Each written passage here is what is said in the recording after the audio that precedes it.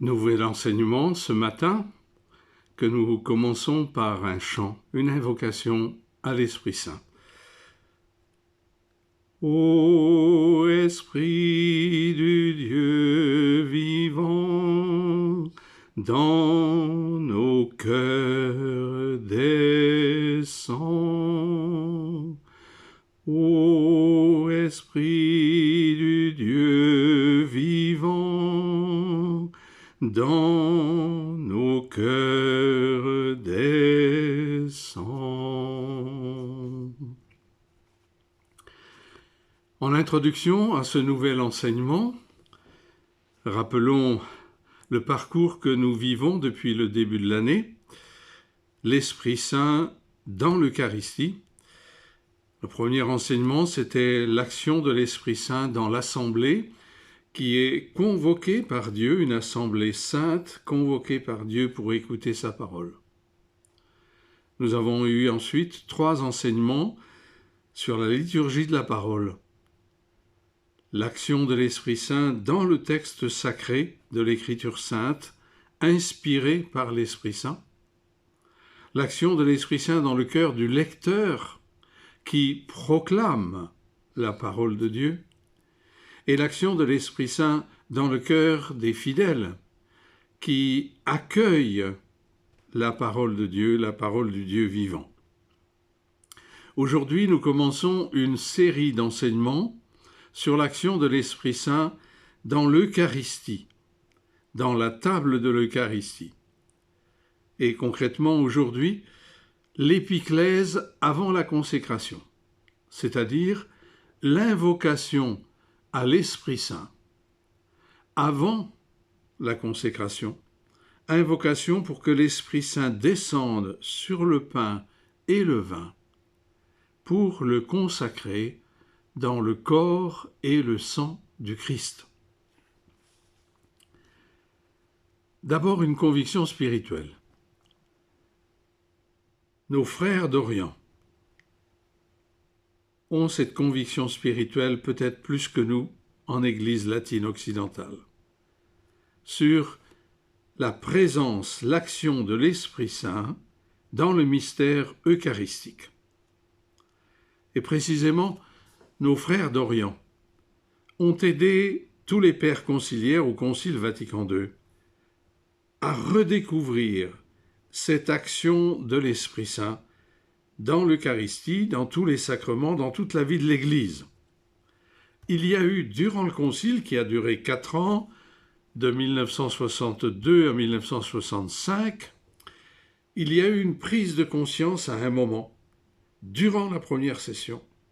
Le Saint-Esprit était absent du Concile, enfin, pas du Concile lui-même, c'est bien le Saint-Esprit qui avait convoqué, rassemblé les pères conciliaires, ils étaient plus de 2500, pour la première fois venant de tous les pays du monde.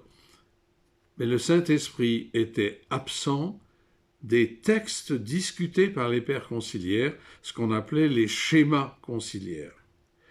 Et ils en ont pris conscience au moment de la discussion sur le schéma sur la liturgie. Et je cite un article de Monseigneur Charru, le Saint-Esprit dans Lumen Gentium, la Constitution sur l'Église, et qui dit, je cite, « Le 13 octobre 1962, le père Lannes, un spécialiste de la liturgie, ouvrait l'année académique à Saint-Anselme-sur-l'Aventin, c'est l'université des Bénédictins à Rome. Il ouvrait cette année universitaire par une conférence sur l'importance de l'Esprit Saint dans la vie sacramentelle et liturgique de l'Église.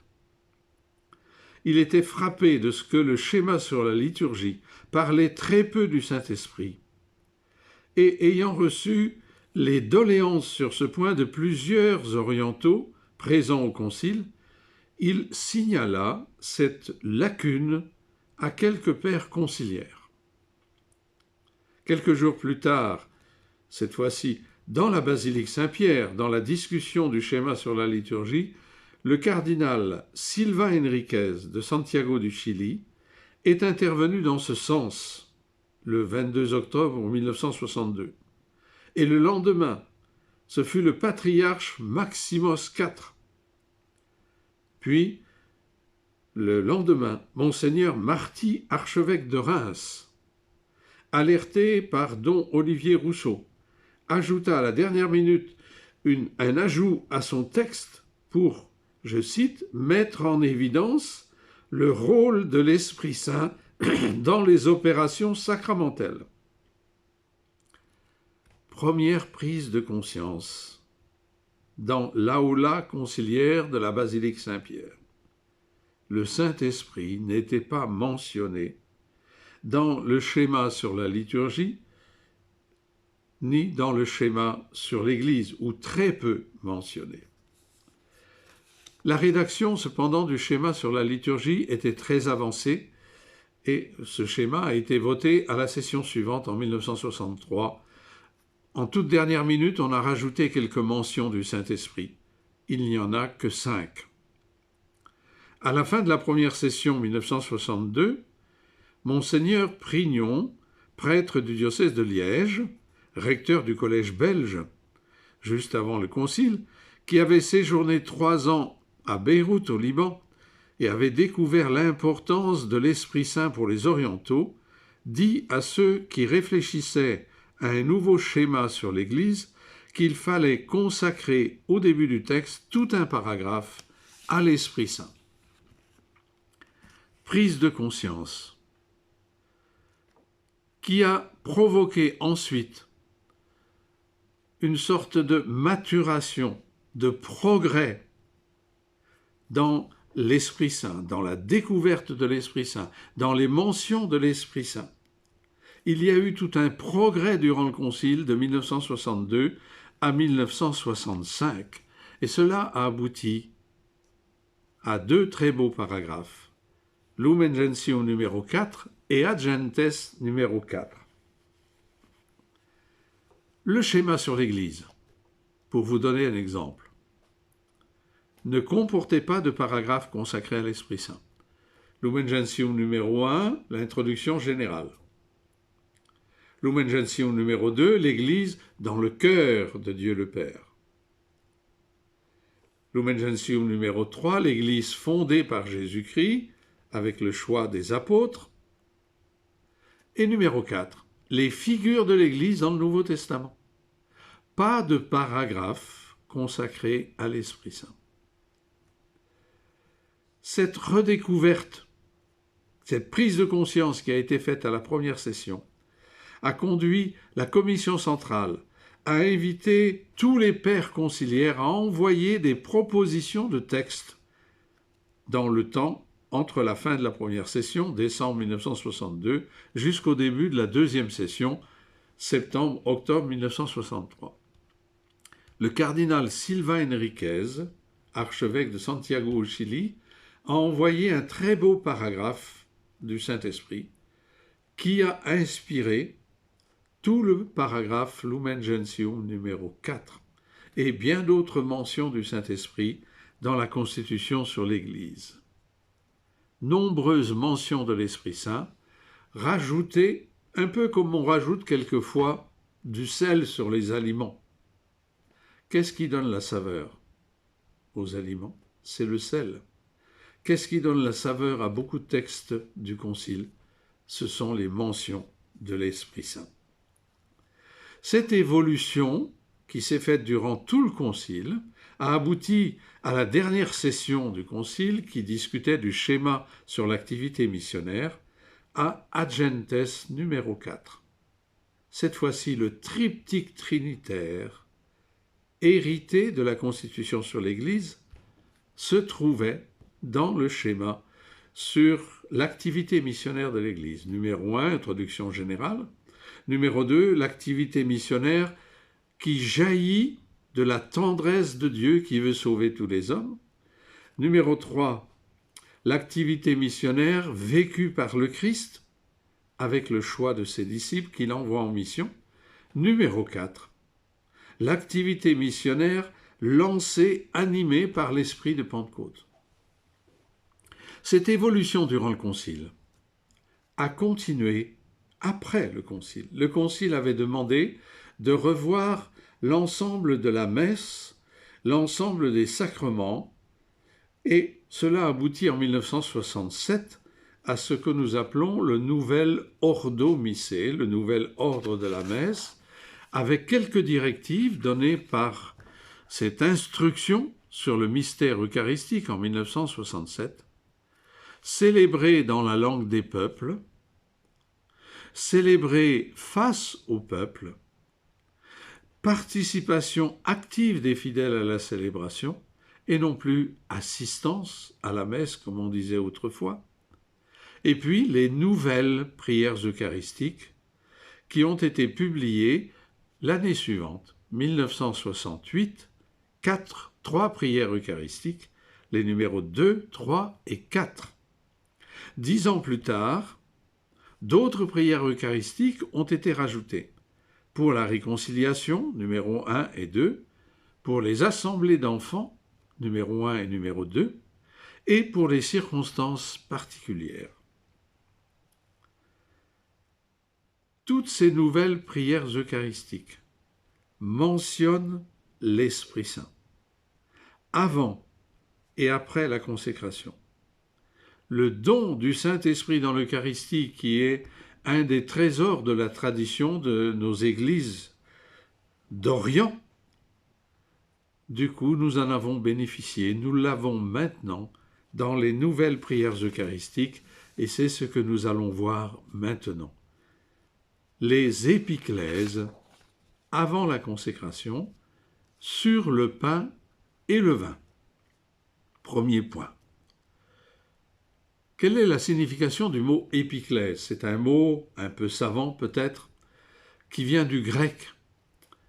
Klésis signifie l'appel, l'invocation. Épi signifie sur. Invocation pour la venue, la descente de l'Esprit Saint sur.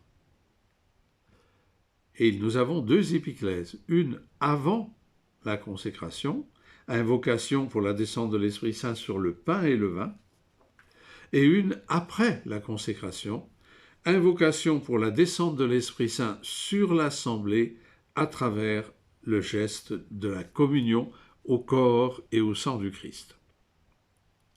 Regardons maintenant les mentions de l'Esprit Saint dans ces nouvelles prières eucharistiques. Vous les avez sur la feuille de résumé de cet enseignement au verso. Épiclèse, invocation pour la descente de l'Esprit. Je vais lire ces textes, les parcourir avec vous. Nous les commenterons ensuite. Il faut mentionner tout d'abord la prière eucharistique numéro 1 que nous appelons le canon romain, utilisé pendant des siècles et vécu, prié par tant de générations chrétiennes. Nous constatons que dans cette prière eucharistique numéro 1, le Saint-Esprit n'est pas mentionné. Voici le texte de l'épiclèse avant la consécration. Sanctifie pleinement cette offrande par la puissance de ta bénédiction. Rends-la parfaite et digne de toi, qu'elle devienne pour nous le corps et le sang de ton Fils bien-aimé. Sanctifie pleinement cette offrande par la puissance de ta bénédiction. Une formule, bien sûr, qui fait référence à l'Esprit Saint, mais l'Esprit Saint n'est pas mentionné.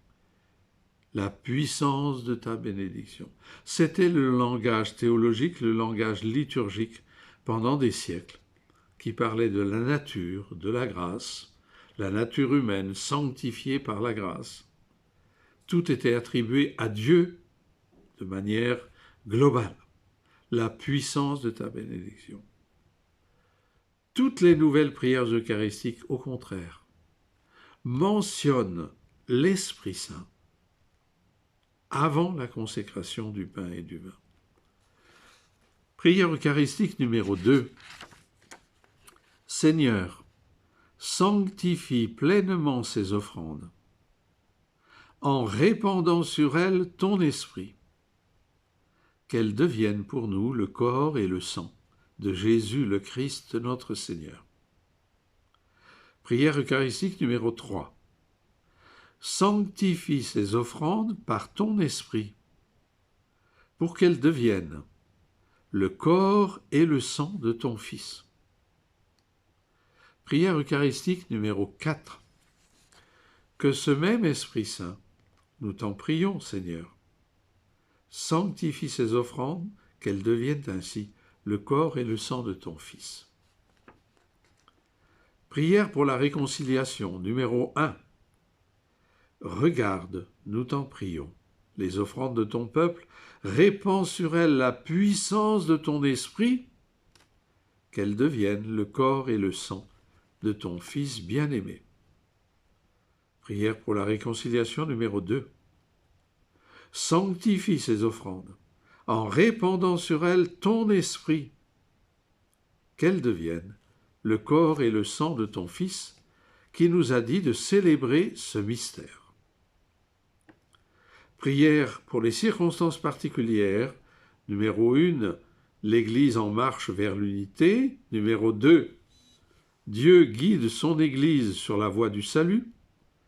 Numéro 3, Jésus chemin vers le Père. Et numéro 4 également, Jésus chemin vers le Père. Même texte d'Épiclèse avant la consécration. Je cite, « C'est pourquoi, Père très aimant, nous t'en prions, envoie ton Esprit Saint, afin qu'il sanctifie nos offrandes, que ce pain et ce vin deviennent pour nous le corps et le sang de notre Seigneur Jésus le Christ. » Prière eucharistique pour les enfants, enfin. Numéro 2. Je cite, « Jésus a promis que l'Esprit Saint serait avec nous chaque jour pour que nous vivions de ta vie. » Acclamation, béni soit celui qui vient au nom du Seigneur, Hosanna au plus haut des cieux, qu'il soit béni celui qui vient d'auprès de toi, louange et gloire à notre Dieu. Dieu notre Père, nous te prions d'envoyer ton Esprit pour que ce pain et ce vin deviennent le corps et le sang de Jésus notre Seigneur. Toutes les prières eucharistiques nouvelles mentionnent l'action de l'Esprit Saint avant et pendant la consécration. Regardons maintenant de plus près ces belles prières d'Épiclèse. On peut en souligner 4 éléments que nous allons ensuite approfondir. Tout d'abord, ces prières s'adressent à Dieu le Père, Père Saint. Et la fin de la prière eucharistique, la doxologie, s'adresse aussi à Dieu le Père, par lui, avec lui et en lui, à toi Dieu le Père, dans l'unité du Saint-Esprit, tout honneur et toute gloire, pour les siècles des siècles. Et nous demandons à Dieu le Père 3 choses. D'envoyer et de répandre son esprit, de sanctifier nos offrandes, et nous demandons que ces offrandes deviennent le corps et le sang de ton Fils. Répandre, envoyer l'Esprit Saint. Prière eucharistique numéro 2, en répandant sur elle ton esprit. Prière pour la réconciliation numéro 1, répands sur elle la puissance de ton esprit. Numéro 2, en répandant sur ces offrandes ton esprit. Prière pour les circonstances particulières, envoie ton Esprit Saint. Prière eucharistique pour les enfants, Dieu notre Père, nous te prions d'envoyer ton Esprit. Nous demandons deuxièmement au Père de sanctifier nos offrandes. Numéro 2, Seigneur, sanctifie pleinement ces offrandes. Numéro 3, sanctifie ces offrandes par ton Esprit. Numéro 4, que ce même Esprit Saint, nous t'en prions, Seigneur, sanctifie ces offrandes. Prière pour les circonstances particulières, envoie ton Esprit Saint afin qu'il sanctifie nos offrandes. Et enfin, prière pour la réconciliation numéro 2, sanctifie ces offrandes. Nous demandons que le pain et le vin deviennent le corps et le sang de ton Fils. Prière eucharistique numéro 2. Que ces offrandes deviennent le corps et le sang de Jésus le Christ notre Seigneur. Numéro 3. Que ces offrandes deviennent le corps et le sang de ton Fils. Numéro 4. Que ces offrandes deviennent ainsi le corps et le sang de ton Fils.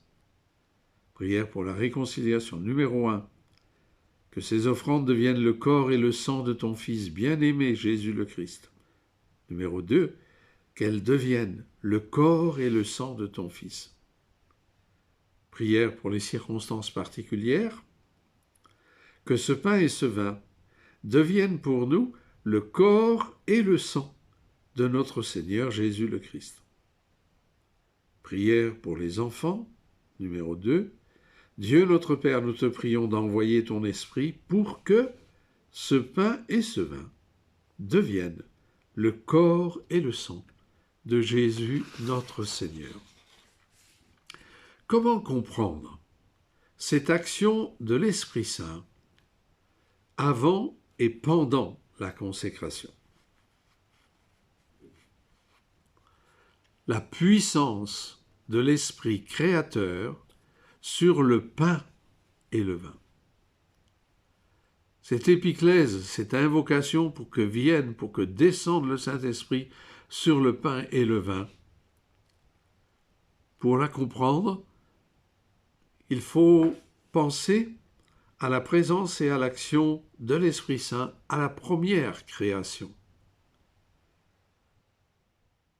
qui nous est racontée dans Genèse chapitre 1 et chapitre 2. Ce sera surtout le chapitre 1 que nous allons maintenant mentionner. L'Esprit Saint était présent à la création, puisque la création est l'œuvre de toute la Trinité. C'est le Père qui a créé par sa parole, par son Fils, mais avec la puissance de l'Esprit Saint. Dans l'Ancien Testament, cependant, l'Esprit Saint n'était pas connu.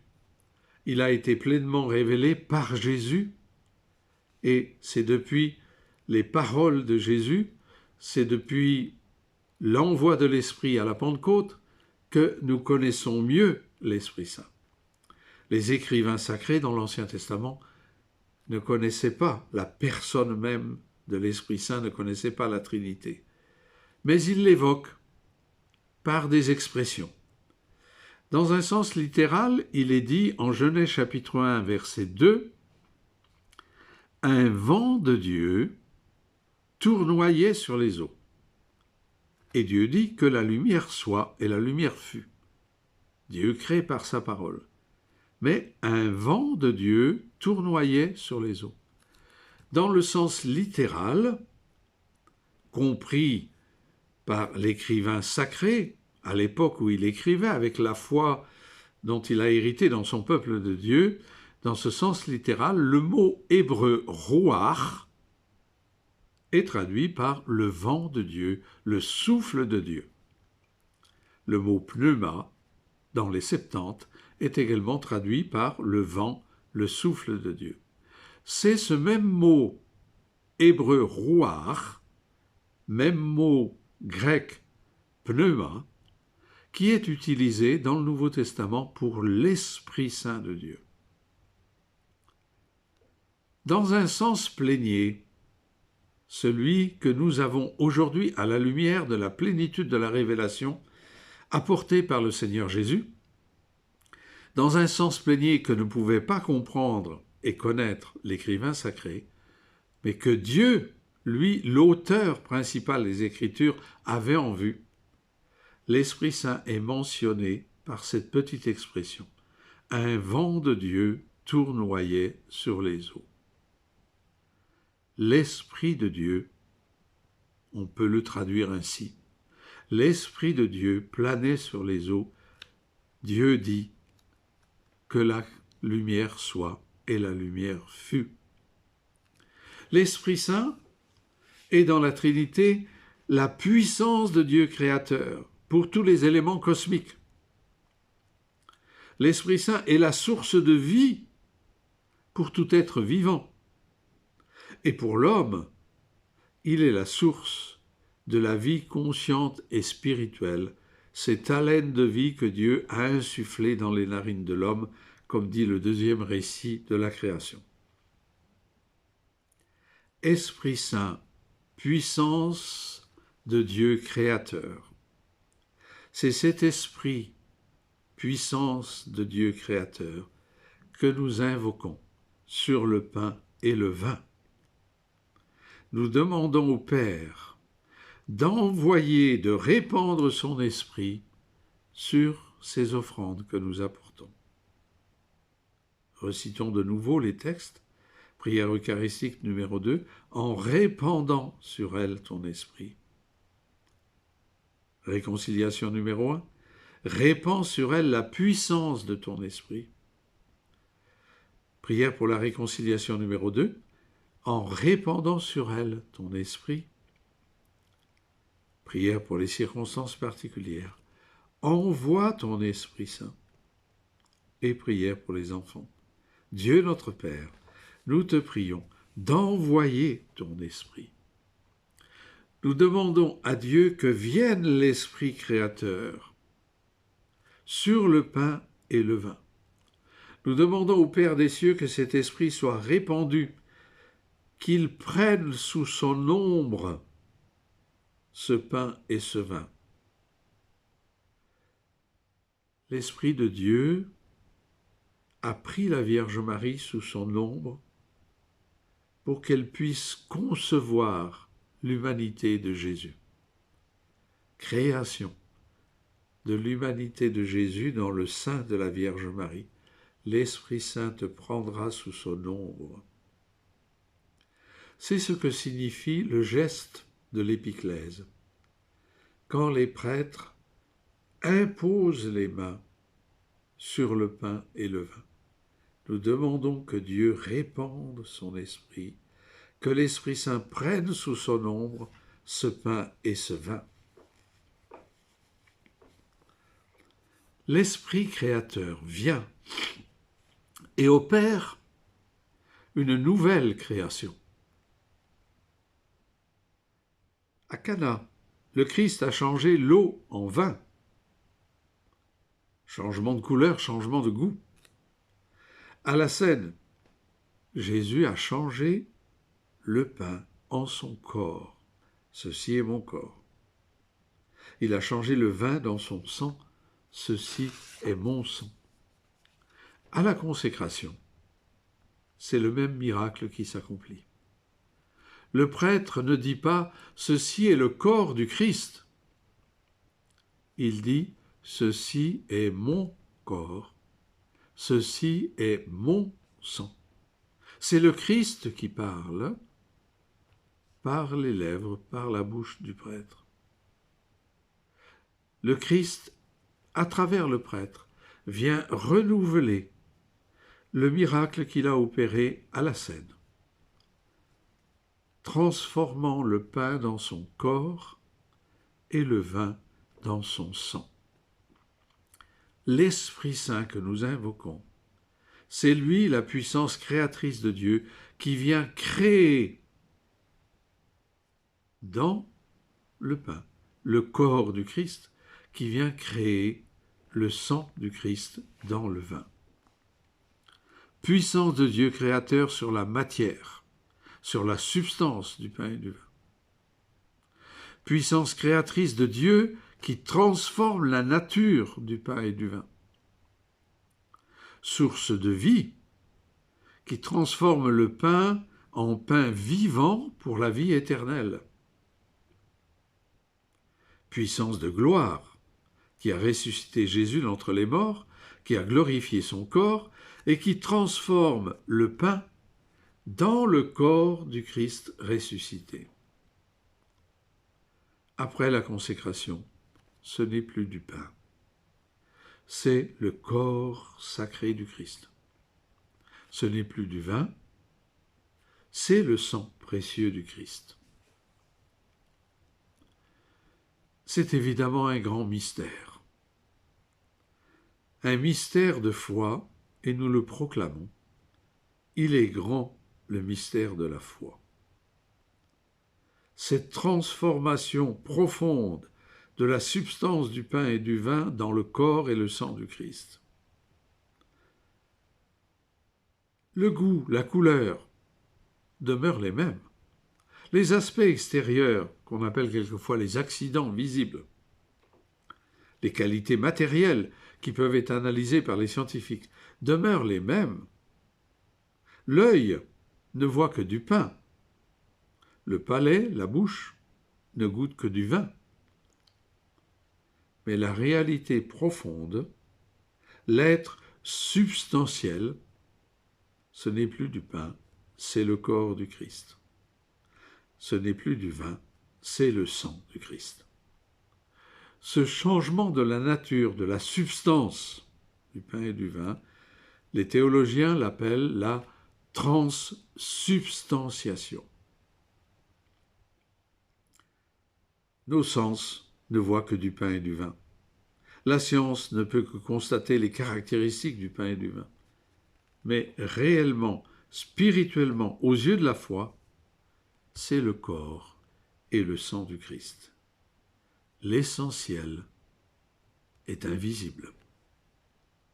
Les yeux de la foi nous font contempler le corps du Christ sous les apparences du pain, le sang du Christ sous les apparences du vin. Qui nous donne ce regard de foi? Si il y a des amis qui ne sont pas croyants et qui nous accompagnent à la messe, eux voient un morceau de pain. S'ils s'approchent du calice, ils verraient du vin.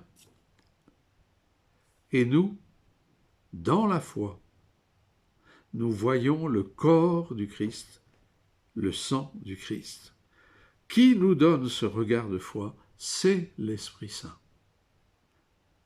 Il y a au moment de la consécration un grand miracle qui s'opère, mais cette fois-ci, dans nos cœurs à nous.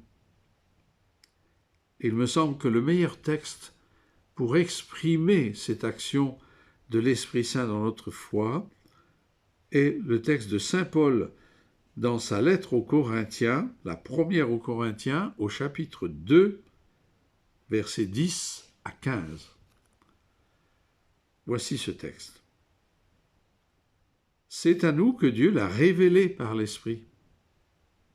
L'Esprit, en effet, sonde tout jusqu'aux profondeurs de Dieu. Qui donc, entre les hommes, sait ce qui concerne l'homme, sinon l'Esprit de l'homme qui est en lui? De même, nul ne connaît ce qui concerne Dieu, sinon l'Esprit de Dieu. Or, nous n'avons pas reçu l'Esprit du monde. Nous avons reçu l'Esprit qui vient de Dieu, pour connaître les dons gracieux que Dieu nous a faits. Et nous en parlons non pas avec des discours enseignés par l'humaine sagesse, mais avec des discours qu'enseigne l'Esprit Saint, exprimant en termes spirituels des réalités spirituelles.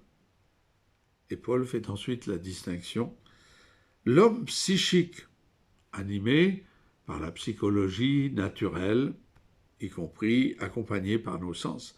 L'homme psychique n'accueille pas ce qui est de l'Esprit de Dieu. C'est folie pour lui, il ne peut pas le connaître. L'homme spirituel, l'homme éclairé par l'Esprit Saint, l'homme illuminé, aidé par l'Esprit Saint, l'homme spirituel au contraire, juge de tout. Qui en effet a connu la pensée du Seigneur? Nous l'avons. Nous, la pensée du Seigneur, grâce à l'Esprit Saint. Première aux Corinthiens, chapitre 2, versets 10 à 15. Une question maintenant que se posent parfois certains théologiens. À quel moment le pain devient-il le corps du Christ? Le vin devient-il le sang du Christ? En Occident, l'Église latine, nous disons que c'est avec les paroles de la consécration. Ceci est mon corps, ceci est mon sang.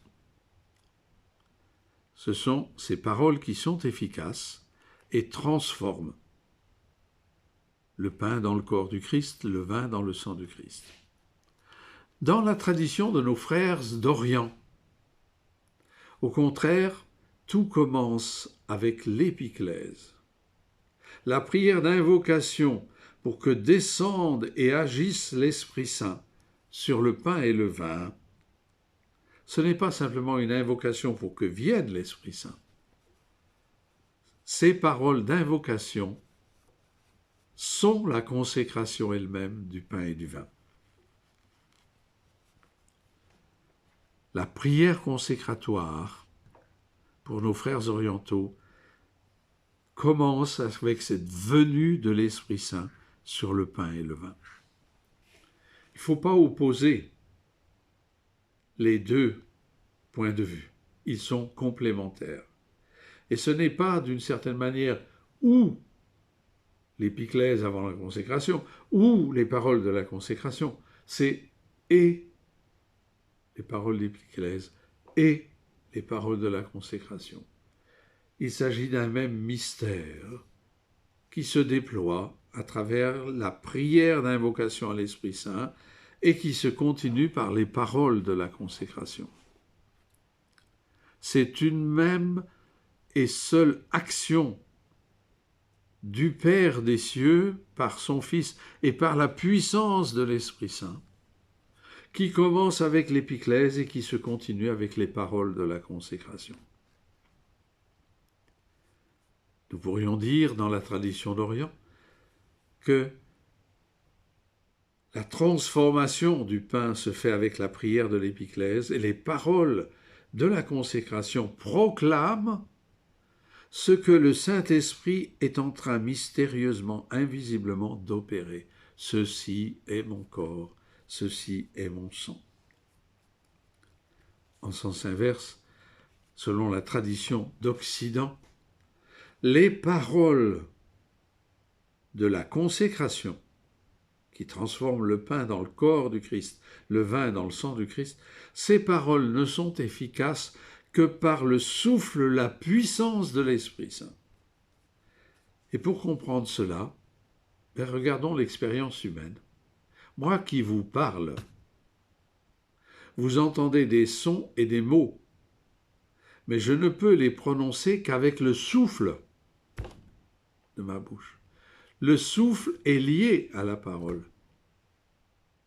De même, dans la Trinité, de toute éternité, il y a le Père, mais il y a la parole de Dieu, le Fils et le Saint-Esprit, qui sont éternellement liés dans toute leur puissance de vie et d'amour. À la consécration, la parole est liée à l'Esprit Saint. Les paroles de la consécration sont liées à la puissance d'action de l'Esprit Saint. Et avec ces nouvelles prières eucharistiques, nous avons redécouvert en Occident cette puissance et cette action de l'Esprit Saint. L'Esprit Saint, qui malheureusement n'est pas mentionné dans la prière eucharistique numéro 1, celle du canon, ni avant ni après la consécration. L'Esprit Saint n'est mentionné que dans la doxologie finale, par lui, avec lui et en lui, à toi Dieu le Père Tout-Puissant, dans l'unité du Saint-Esprit, tout honneur et toute gloire. Cette prière eucharistique a été utilisée en Occident pendant des siècles et des siècles.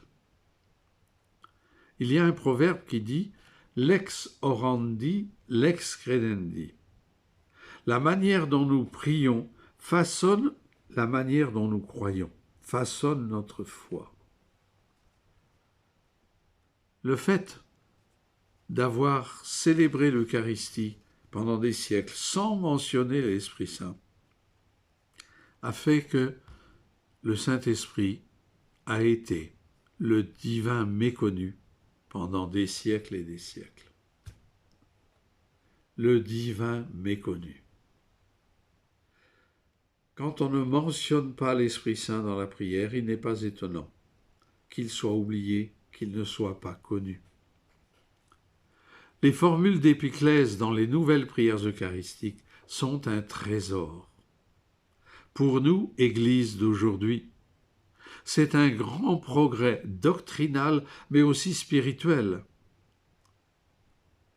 Ces mentions de l'Esprit Saint que nous entendons à chaque Eucharistie façonnent notre foi et façonnent notre foi en l'Esprit Saint, nous conduisent à croire de plus en plus profondément dans l'action de l'Esprit Saint.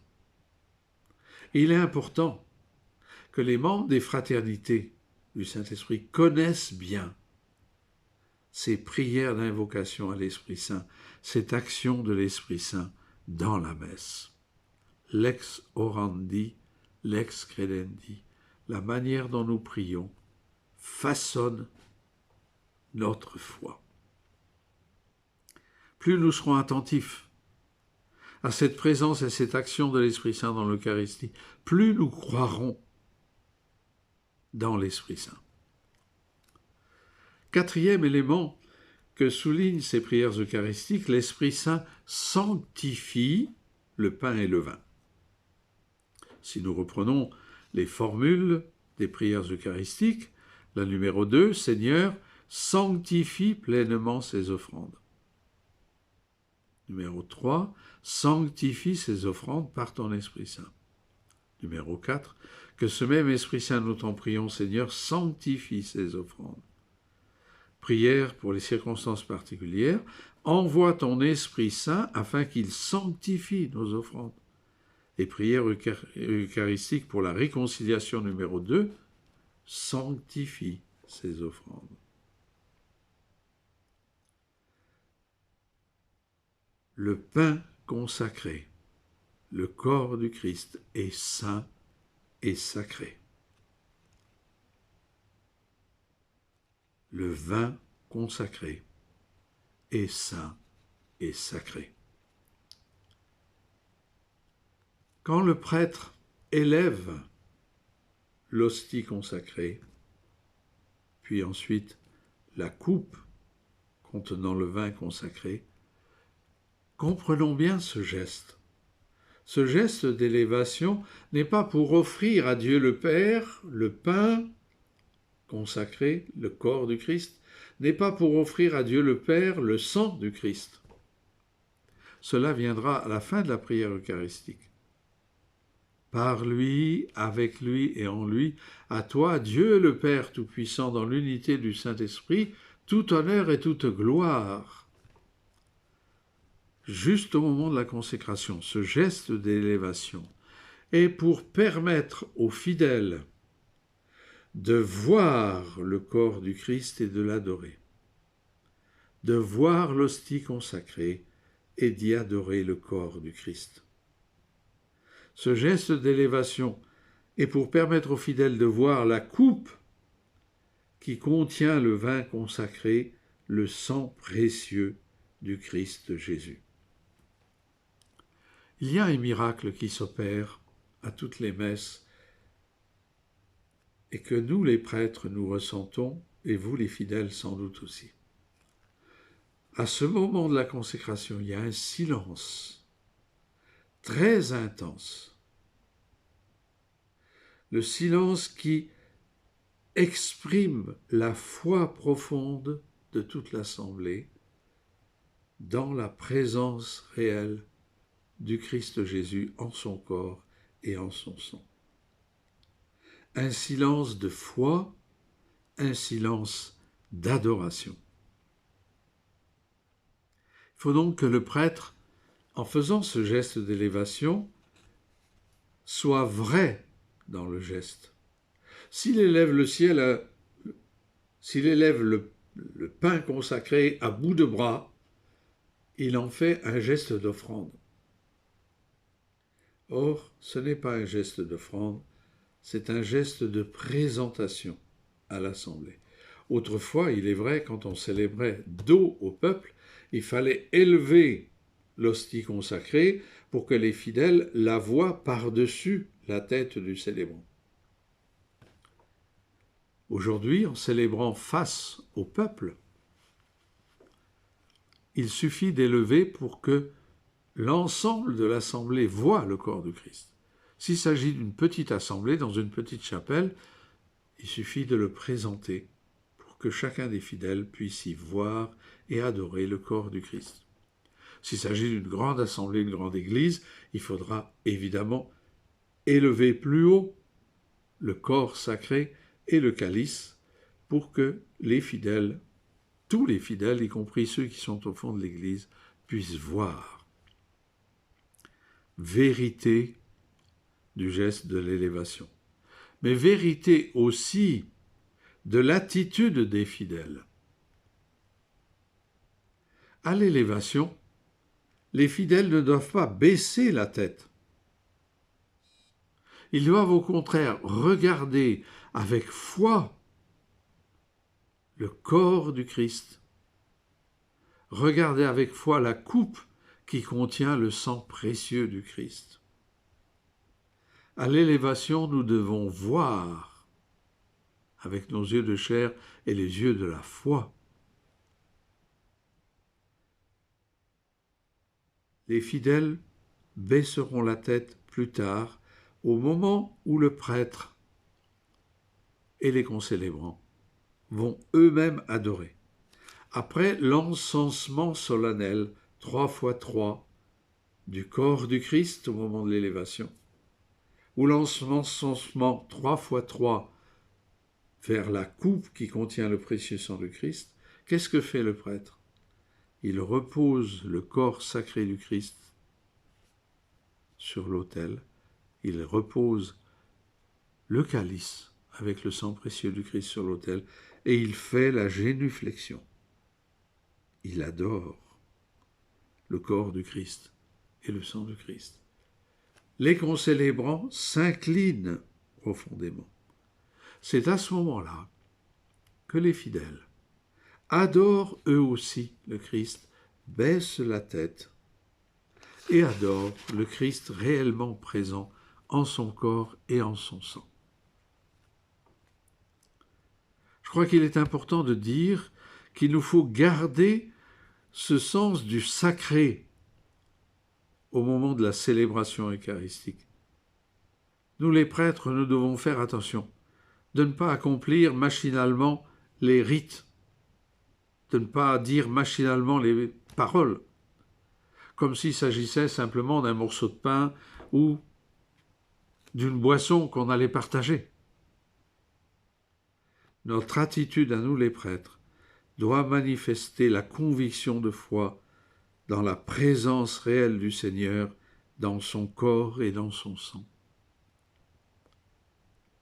Un vrai défi pour nous les prêtres aujourd'hui qui célébrons face à vous, les fidèles. Et ce sens du sacré, vous avez, vous aussi les fidèles, à le vivre profondément. L'Église, pour aider cette foi dans la présence réelle du Seigneur en son corps et en son sang, a institué deux choses qui font partie de l'héritage spirituel de l'Église. C'est la fête Dieu, comme on l'appelle, la fête du Saint-Sacrement. Le dimanche, après la Trinité, c'est la fête solennelle du corps et du sang du Christ.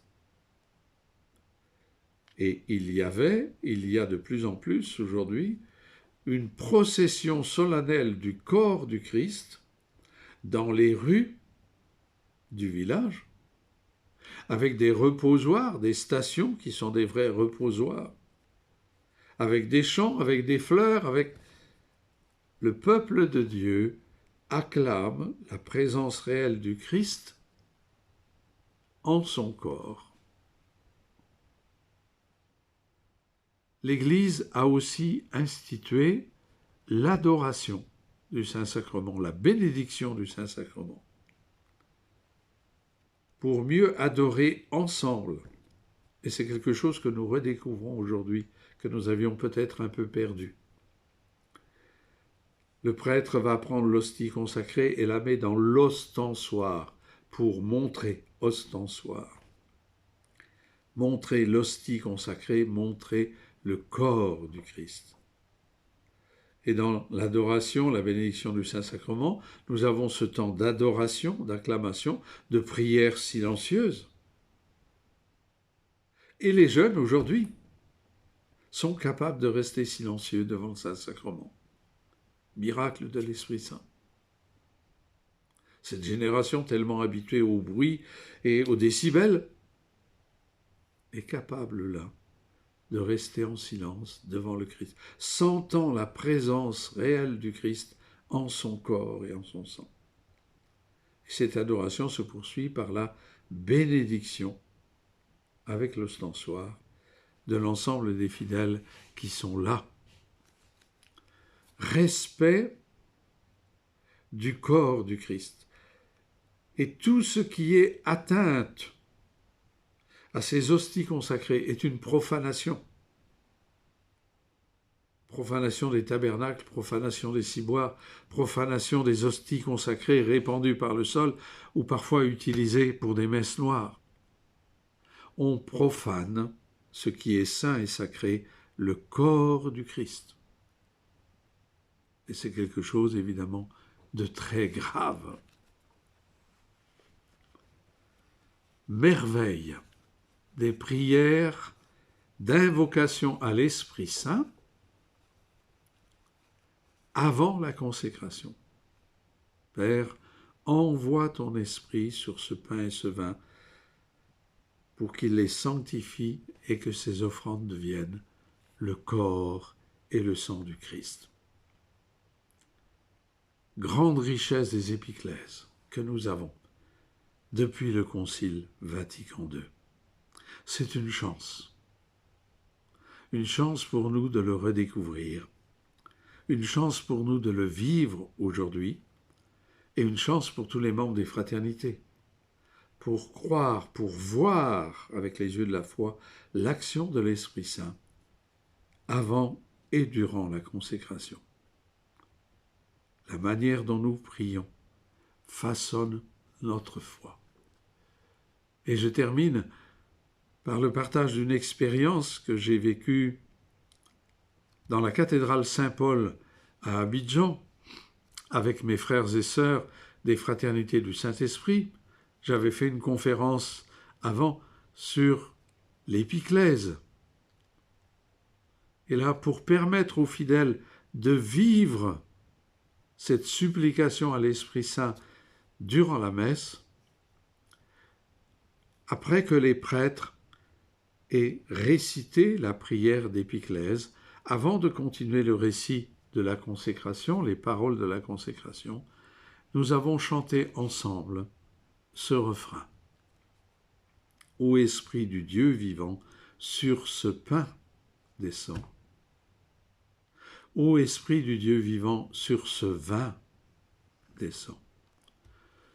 Ô Esprit du Dieu vivant, sur ce pain descend.